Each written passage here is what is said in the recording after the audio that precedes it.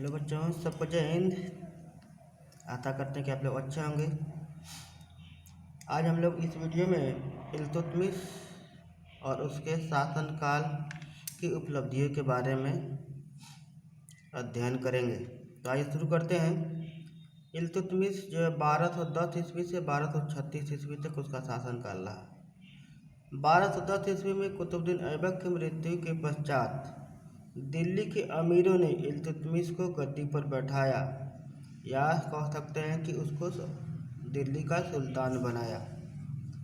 इल्तुतमिश उत्तर भारत में तुर्कों के राज्य का वास्तविक संस्थापक माना जाता है। ये प्रश्न हर परीक्षा में देखने को मिल रहा है, ध्यान देंगे। ये प्रश्न जो है आपका हर परीक्षा में देखने को मिल रहा है और प्रश्न बन रहा है कि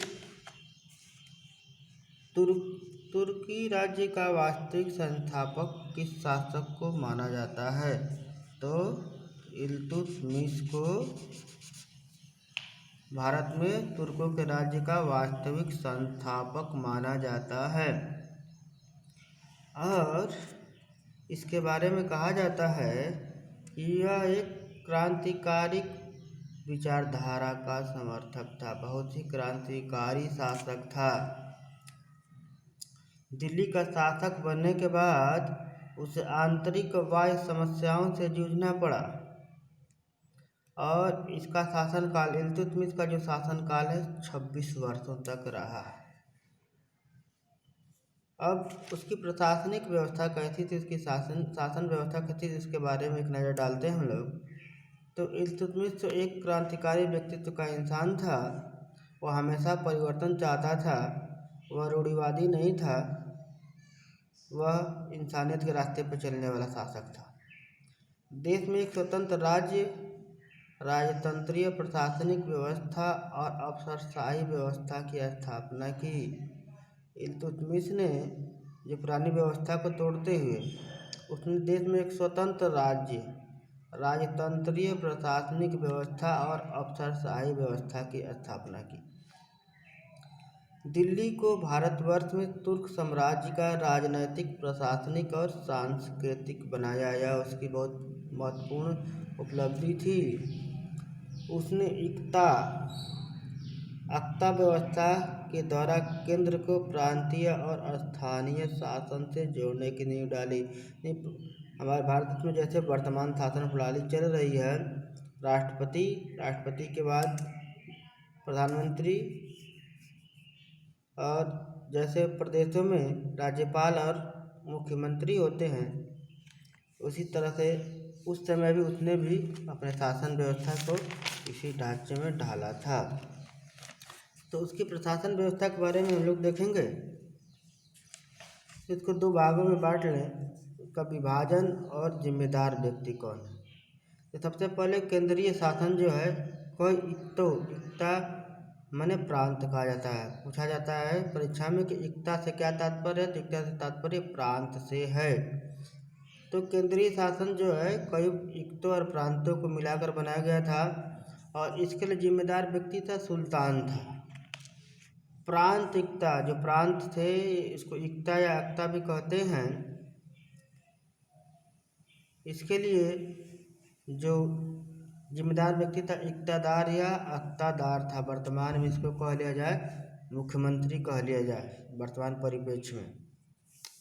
उसके बाद परगना है, कई ग्राम मिलकर परगना का निर्माण करते थे और परगना का सबसे शासन की छोटी इकाई ग्राम थी, उस समय भी थी और वर्तमान में भी शासन की सबसे छोटी इकाई ग्राम है।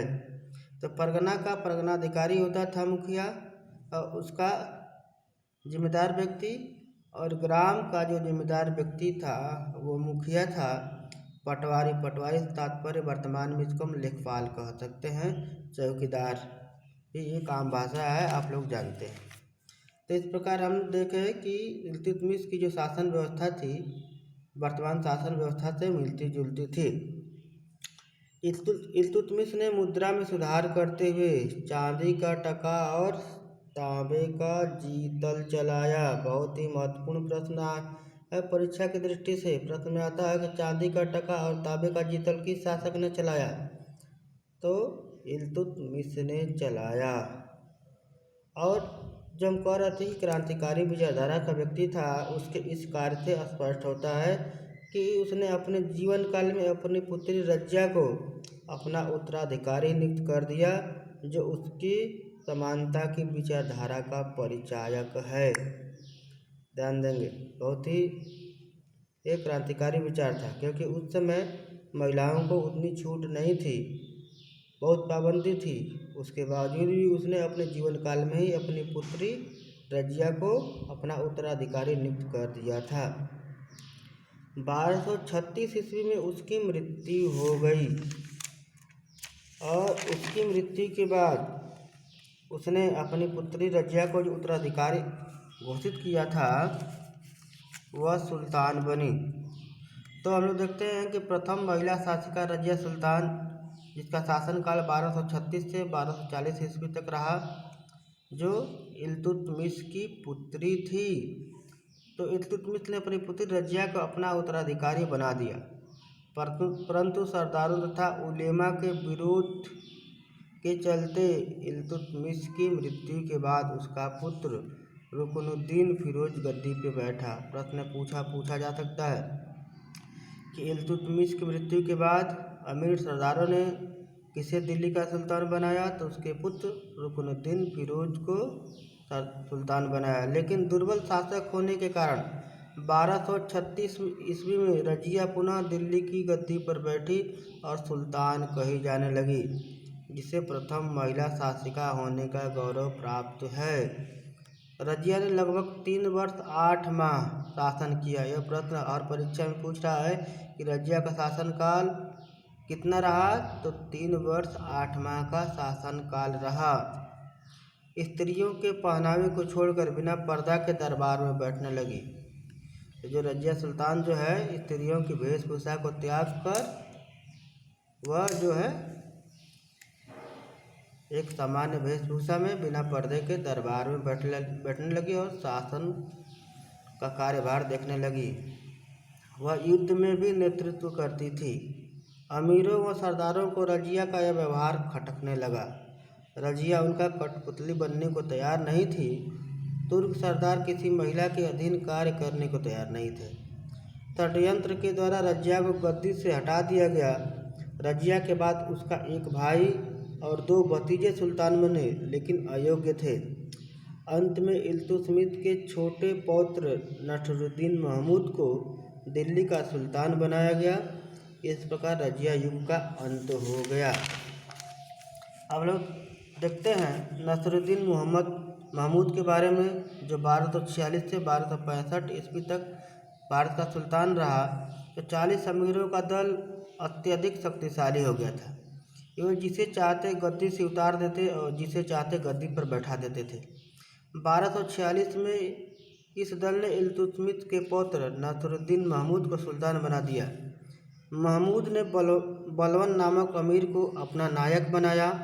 बलवन ने धीरे धीरे अपनी योग्यता के बल पर अपनी स्थिति सुदृढ़ कर लिया और एक शक्तिशाली सरदार बन गया। 1265 ईस्वी में नसरुद्दीन महमूद के बाद बलवन स्वयं दिल्ली का सुल्तान बन गया। तो इस प्रकार हम लोगों ने इस भाग में इल्तुतमिश, उसकी पुत्री रजिया या कह लीजिए प्रथम महिला शासिका रजिया सुल्तान और नासिरुद्दीन मोहम्मद के बारे में देखा। तो यह वीडियो परीक्षा की दृष्टि से बहुत महत्वपूर्ण है। यदि आपको अच्छा लगे तो इसे लाइक और शेयर जरूर कीजिएगा और हो सके तो सब्सक्राइब भी कर दीजिएगा, ताकि इससे हमको और वीडियो बनाने में मदद मिलेगी। तब तक के लिए सबको जय हिंद।